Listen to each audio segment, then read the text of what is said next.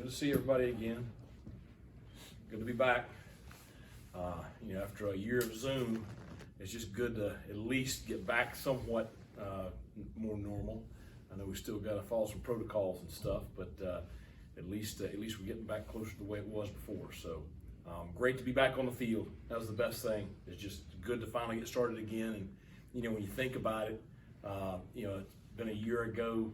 Last week that everything got shut down and had everything taken away from us. So I think certainly we have a greater appreciation for just being able to be out there and be together. And that was the highlight of the day today.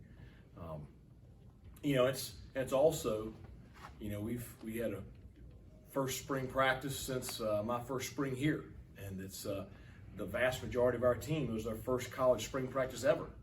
I mean, probably 75% of our team has never had a spring practice session. So so much positive today. We're rusty as crap. I mean, we certainly don't look like we're in mid-season form or anything like that. But the greatest takeaways are incredible attitudes, just great effort, guys running. You're not having to push them to go hard. You're kind of having to pull them back a little bit, and that's refreshing. A lot of depth, which is refreshing too. After some of the issues we've had, the first couple of years, the first year and a half I've been here. So so many positive takeaways from today. It's going to be a quick turnaround. With the weather this week, we delayed the start, and so today was practice 1. We'll turn around tomorrow morning and go again in practice 2. So we'll get 2 practices in pretty quick, and then take a couple days off before our first day of contact on Tuesday. So overall, just a very positive day. Coach, you mentioned the first really spring practice was the first practice of your tenure here. How far do you think just the practice habits have come since then? I mean, you had to do so much teaching your first practice compared to now, maybe. Yeah, I mean, there's no comparison. I mean, it's night and day. I think that things that stand out. I think the size of our fronts, noticeably, if you compared that first spring to now. I think overall team speed. I think is something that probably stands out compared to that first practice. And then just attitudes and effort. I mean, that's, the expectation is they're going to go full speed. I mean, you're not sitting out there trying to coach effort. You can coach technique, you can coach fundamentals because the effort's there. So it was an enjoyable afternoon. Coach, can you talk about Big John and the guys in the weight room from the time that you started till now, the difference that you've seen? Well, yeah, I mean, it's, John, obviously I have a very high opinion of him. I think he's one of the best in the business, if not the best in the business. And he's done a great job with our guys this winter. We sat down after the season. We did have a little bit of an early ending to the fall, with playing SMU and then, no school at that time, so the kids went home immediately. And then the recruiting dead period, so, gave coaches more time in the office.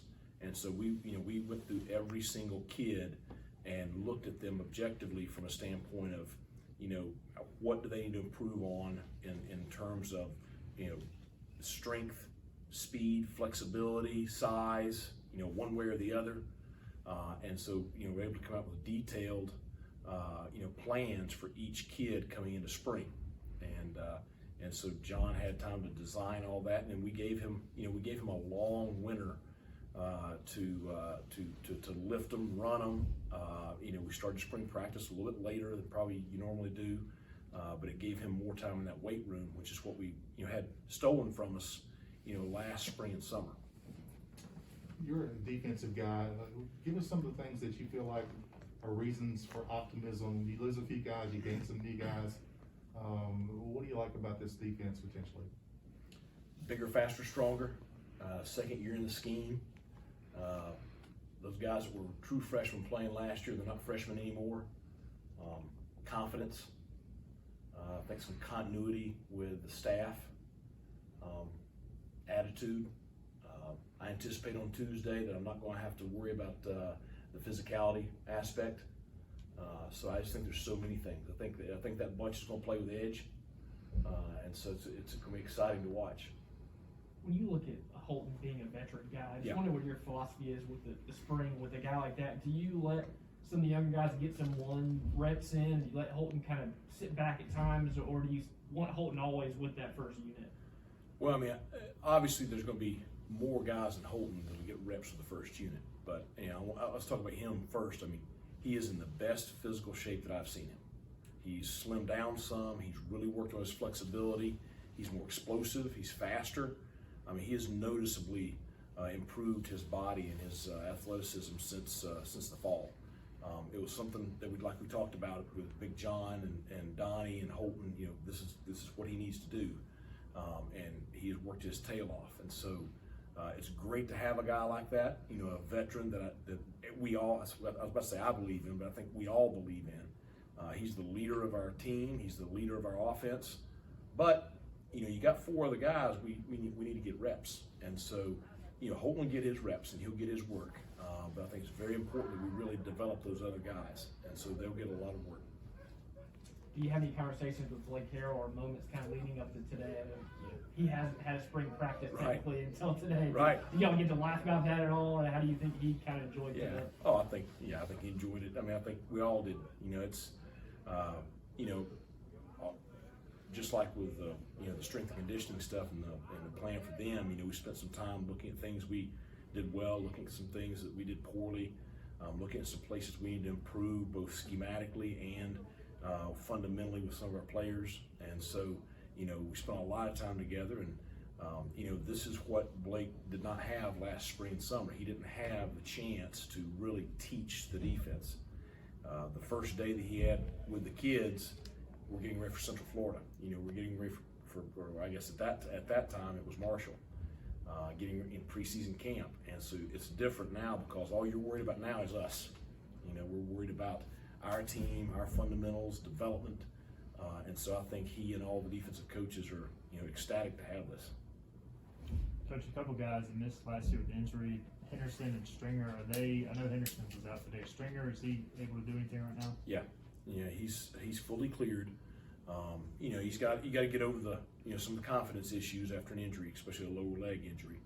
But he was able to run around out there today, and I thought he looked okay. I mean, I think it's the more confidence he gets in himself, I think you'll see him, you know, be able to get out there and really compete. Noah is continuing to improve, and I'm remaining optimistic that we'll see him back out on the field again at some point. Yeah, with Stringer, I mean, he was obviously kind of a starter before the injury. Jauer obviously stepped up last year. Is it good to have a guy like that back with his experience, but also kind of the depth there? Yeah, I mean, it's good to have him back. Now, it's a completely different situation than when, you know, he was here. I mean, you know, that first year, we didn't have much depth, and you didn't have any competition. And right now, it's going to be a dogfight at those safety positions to get on the field because you're 3 deep with quality players at every position. So that's a good thing. You know, you're going to be able to not have to play a guy 75 snaps. You know, you can play him 40 snaps. They can be fresher. You can use them on special teams, and so you know, he's going to have to fight his tail off to get back on the field. How are the early enrollees adjusting since arriving on campus? The older early enrollees look like older players. You know, DJ Ford, and I was talking to him as we came off the field, and you know, he looks like a veteran player that has composure and has played in big ball games. The young guys, they look like they're high school seniors. You know, Walter, he got out there his first snap at quarterback. I mean, I don't think that it mattered if you know what the look was. He was going to pull it and run. And you know, and Cruz, he was spinning all over the place out there in coverage. But you know, that's to be expected. You know, they're talented players. They'll improve every single day. You know, I could not imagine my senior year in high school trying to compete in a college practice. With today, as far as drills and kind of different things you'll do within practice, is that pretty consistent with what you'll do a week, 2 weeks from now, or does it kind of change and build from practice to practice? Well, it changes when you put on the pads. Yeah. You know, everything right now is in helmets, so it's a lot of, you know, footwork and technique. And you know, when you put on the pads, then you know it truly becomes the game. And so you know, the drills are going to change, what you're working is going to change, the physicality is going to be a factor. So it's a progression kind of deal. You know, the first thing I observed today is we need a little bit more individual time because we, you know, need to you have a little bit more time to teach and stuff than what we allowed today. And so, got to build that into the schedule for tomorrow. You added a couple of new coaches at tight end, inside receiver, and running back. Seems like there's been a point of emphasis to make better use of the tight end position. But overall, offensively, talk about the evolution of this offense and what you kind of expect in a little bit. Well, I mean, the first thing that stands out is I think we've got a chance to be pretty good up front.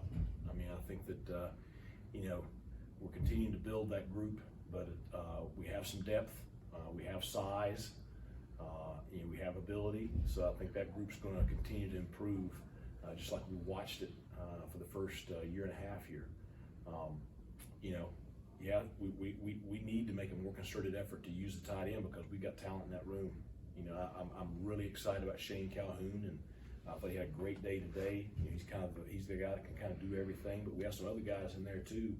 I've got confidence in. So our receiver group, obviously, there's a tremendous amount of confidence in that group because you're returning a lot of veteran playing experience right there. And I think we all know what we have in the running back room. I know we're a little thin on numbers there right now, but we got quality, and we got some more quality coming in this summer.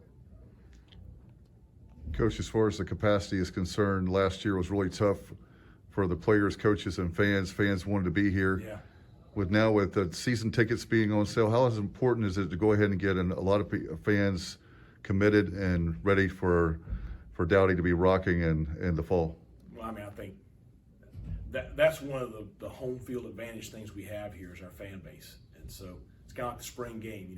We're going to be able to have 15,000 at minimum at the spring game with the current capacity requirements or capacity allowances by the state of North Carolina. So that's exciting.